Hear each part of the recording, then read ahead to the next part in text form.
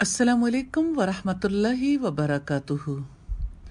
اعوذ باللہ من الشیطان الرجیم، بسم اللہ الرحمن الرحیم۔ میں آزاد ہوں۔ اس سلسلے میں آج ہم بات چیت کریں گے دین کی حفاظت کرنا میرا حق ہے۔ اسلام سے پہلے دنیا نے جتنی ترقی کی تھی سب کی سب مرد کی دماغی قوتوں کا کرشمہ تھی۔ یونان میں دیکھیے، مصر میں، بابل میں، ایران میں، ہندوستان میں، ہر جگہ پر مرد کی اخلاقی اور دماغی قوتیں کام کرتی نظر آتی ہیں۔ اگر ہم یہ دیکھنا چاہیں کہ صنف نازک کا بھی اس میں کوئی دخل تھا تو ایسا نہیں تھا، کیونکہ اسلام آنے سے پہلے عورت کی حالت دگرگوں تھی۔ یاد کریں وہ وقت جب عورت کو انسان نہیں سمجھا جاتا تھا۔ 4 صدی عیسوی میں ایک کونسل میں طے کیا گیا، نیقہ کی کونسل میں طے کیا گیا کہ عورت انسان ہے مگر مرد کی غلام ہے۔ تو غلام تخلیقی کام تھوڑی کرتے ہیں، غلام تو حکم مانتے ہیں۔ جیسے ان کا جسم غلام ہوتا ہے ایسے ہی ان کا دماغ بھی غلام ہوتا ہے۔ اسلام آیا تو عورت کو اس کا حق ملا۔ اسلام نے مرد اور عورت دونوں کو ہی ترقی کے وسائل میں شامل کر لیا۔ اسی وجہ سے جب تمدن کے باغ میں بہار آئی تو ایک نیا رنگ پیدا ہو گیا۔ عورت کو دنیا نے جس نظر سے دیکھا تھا وہ نظر کیسی تھی؟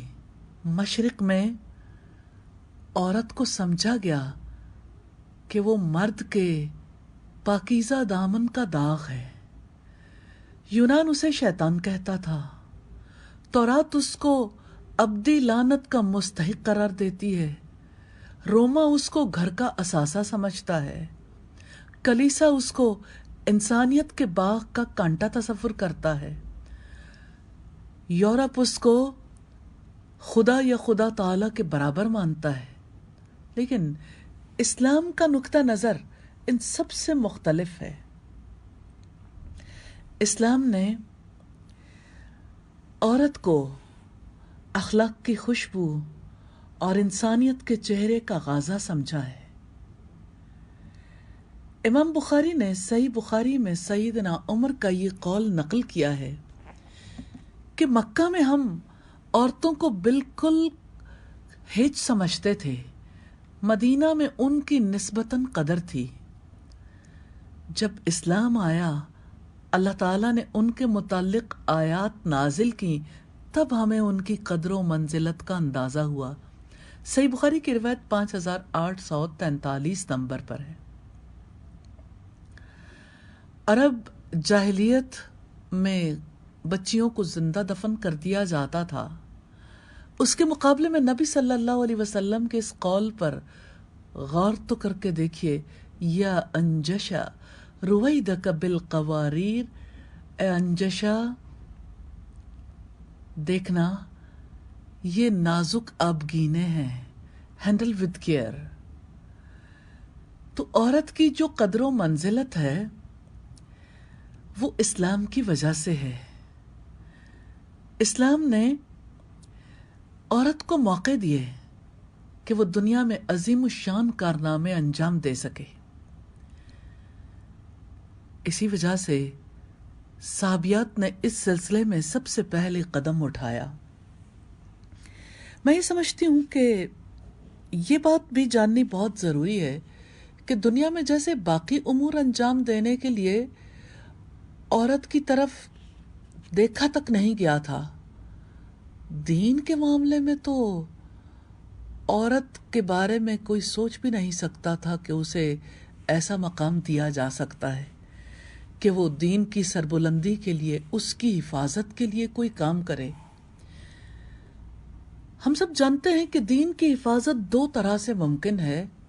एक तो दीन की तालीम, उसकी तबलीग से, और दूसरे जिहाद फी सबीलिल्लाह से। जो काम ख़वातीन सहूलत और आसानी से अंजाम दे सकती हैं वो तालीम और तरबियत का और दीन की तबलीग का काम है। तालीम के मैदान में ख़वातीन ने क्या कारनामे अंजाम दिए, दुनिया की तारीख का मुताला करें, चंद ख़वातीन के नाम मिलते हैं।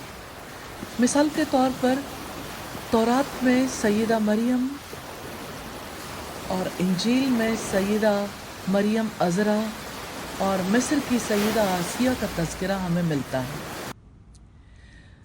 मुक़द्दस ख़वातीन जिन्होंने मजहबी और इस्लाही कारनामे अंजाम दिए, आज तारीख़ के औराक़ में उनका तज़किरा नहीं मिलता।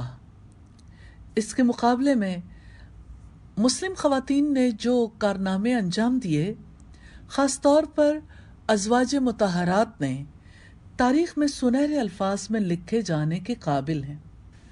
सैयद सलमान मंसूरपुरी ने अपनी मारकतुल आरा किताब रहमतुल लिल आलमीन के पेज नंबर 160 पर अज़वाज मुतहरात उम्महातुल मोमिनीन के कामों की वजाहत करते हुए लिखा है, 3 बुनियादी काम थे जो उन्होंने अंजाम दिए।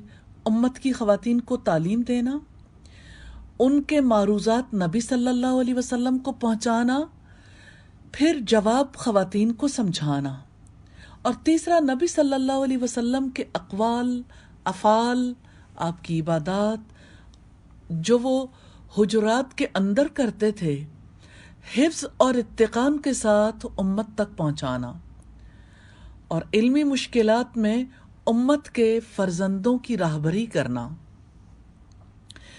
यूँ हम देखते हैं कि अज़वाज मुतहरात ने तालीमी सिलसिले का आगाज़ किया और इल्मी मुश्किलात को दूर करने के लिए किस तरह से उन्होंने उम्मत के अफराद के लिए आसानियाँ पैदा की। अगर हम ये देखना चाहें कि उनका इल्म कैसा था, तो हम कुरान हकीम, हदीस, फ़िक़्ह और दीगर उलूम के हवाले से देख सकते हैं कि उन्होंने क्या उलूम हासिल किए। कुरान हकीम के हवाले से हम देखते हैं सैयदा आयशा, सैयदा हफ्सा, उम्मे वरक़ा रज़ियल्लाहु ताला अन्हुम, इन सब ने पूरा कुरान हिफ्ज़ किया हुआ था। ये रिवायत फ़तहुल बारी की है। और हज़रत उम्मे वरक़ा बिनते अब्दुल्ला चूँकि कुरान पढ़ी हुई थी, नबी सल्लल्लाहु अलैहि वसल्लम ने उन्हें औरतों की जमात करने की इजाज़त दी थी। इसलिए उन्होंने दरख्वास्त की थी कि हमारे लिए एक मुअज़्ज़न भी मुकर्रर कर दीजिए। मुअज़्ज़न अज़ान देता था और वो औरतों की इमामत करती थी। उसदुल गाबा की रिवायत है, वॉल्यूम 5 पेज 626 पर। इसी तरह से तफसीर में हम देखते हैं कि सैयदा आयशा को कमाल हासिल था। सही मुस्लिम में उनकी तफसीर का कसीर हिस्सा मौजूद है। हिंद बिनते उसैद, उम्मे हिशाम बिनते हारसा, रायता बिनते हय्यान, उम्मे साद बिनते साद बिन रबी कुरान हकीम के कुछ हिस्सों की हाफिज थीं और उम्मे साद कुरान का दर्स भी देती थीं। हदीस के हवाले से अगर हम देखें तो अज़वाज मुतहरात तमाम सहाबियात से मुमताज़ थीं। सैयदा आयशा का नंबर 1 है और सैयदा उम्मे सलमा भी बाकी सहाबियात से मुमताज़ थीं। सैयदा आयशा की रिवायात 2210 हैं और सैयदा उम्मे सलमा ने 378 अहादीस रिवायत की हैं। इनके अलावा सैयदा फातिमा बिनते कैस, उम्मे हानी, सैयदा अस्मा बिनते अबी बकर और उम्मे अतिया भी कसीरुर राविया गुजरी हैं। اگر ہم یہ دیکھنا چاہیں کہ حدیث کی روایت کرنے والے 5 طبقات میں سے خواتین کہاں کہاں شامل ہیں، تو سیدہ عائشہ